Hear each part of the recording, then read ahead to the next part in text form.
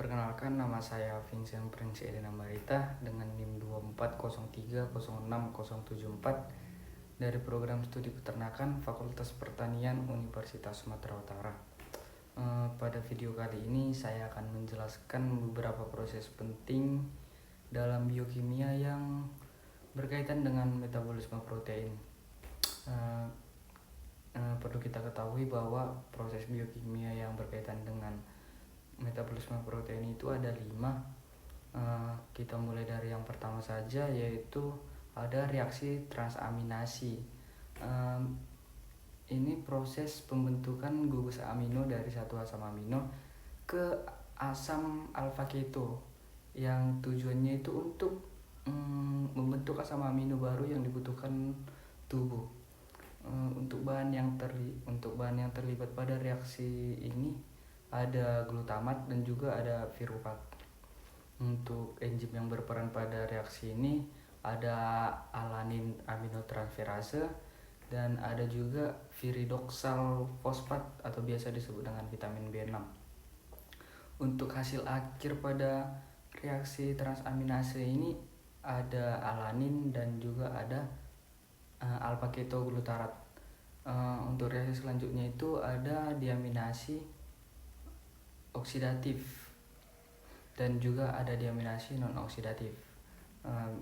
Ini adalah proses penghilangan gugus amino dari asam amino, terutama itu glutamat dengan bantuan oksigen dan juga NAD+.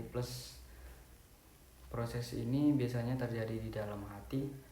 Untuk bahan yang terlibat pada reaksi diaminasi oksidatif ini ada glutamat, ada NAD+ atau NADP+.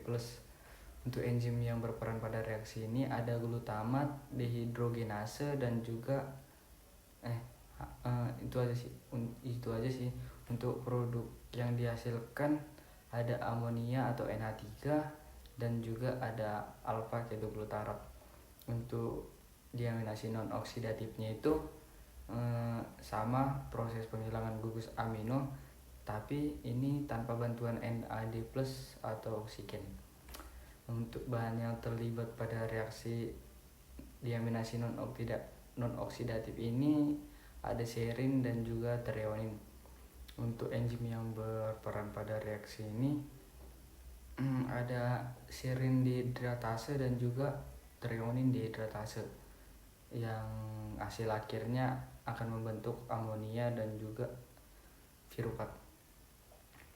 Reaksi selanjutnya itu ada sintesis urea atau biasa disebut dengan siklus urea atau siklus ornitin. Ini siklus ini terjadi di dalam hati yang berfungsi untuk membuang kelebihan amonia yang bersifat racun di dalam tubuh. Bahan yang terlibat pada reaksi ini ada amonia atau NH3 dan juga ada CO2 juga dan aspartat. Untuk enzim yang terlibat itu setahu saya ada arginase, ada karbamoil fosfat sintetase 1 dan juga ada ornitin transkarbamoilase. Yang kemudian akan menghasilkan urea dan juga ornitin. Untuk reaksi selanjutnya ada sintesis asam amino. Ini proses pembentukan asam amino di dalam tubuh yang terutama itu asam amino non esensial, yang dimana arti non esensial itu asam amino yang dapat dibuat sendiri atau dihasilkan sendiri oleh tubuh tanpa harus didapat dari pakan. Untuk bahan yang terlibat pada reaksi sintesis asam amino ini ada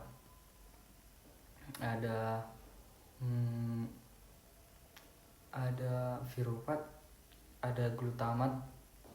Untuk enzim yang berperan pada reaksi ini ada aminotransferase dan yang akhirnya akan menghasilkan asam amino non esensial seperti alanin dan juga alfa ketoglutarat. Untuk reaksi selanjutnya terakhir itu ada sintesis heme. Perlu kita ketahui heme itu adalah bagian penting dari hemoglobin yang berfungsi untuk mengangkut oksigen dalam darah kita. Sintesis heme ini berlangsung di hati dan juga sumsum tulang. Untuk bahan yang terlibat pada reaksi sintesis heme ini ada succinyl CoA, glisin, hanya dua itu saja. Untuk enzim yang berperan pada reaksi sintesis heme ini ada ala sintetase yang akhirnya akan menghasilkan heme yang kemudian akan digabungkan dengan globin untuk membentuk hemoglobin. Saya rasa cukup sekian penjelasan saya tentang proses reaksi biokimia yang berkaitan dengan metabolisme protein. Jadi kita ketahui bahwa reaksi transaminase sampai sintesis heme itu mempunyai peranan penting dalam menjaga keseimbangan nitrogen, produksi energi, dan pembentukan jaringan tubuh. Saya ucapkan terima kasih telah menyimak video saya. Semoga video ini bermanfaat dan dapat menambah pengetahuan ke depannya.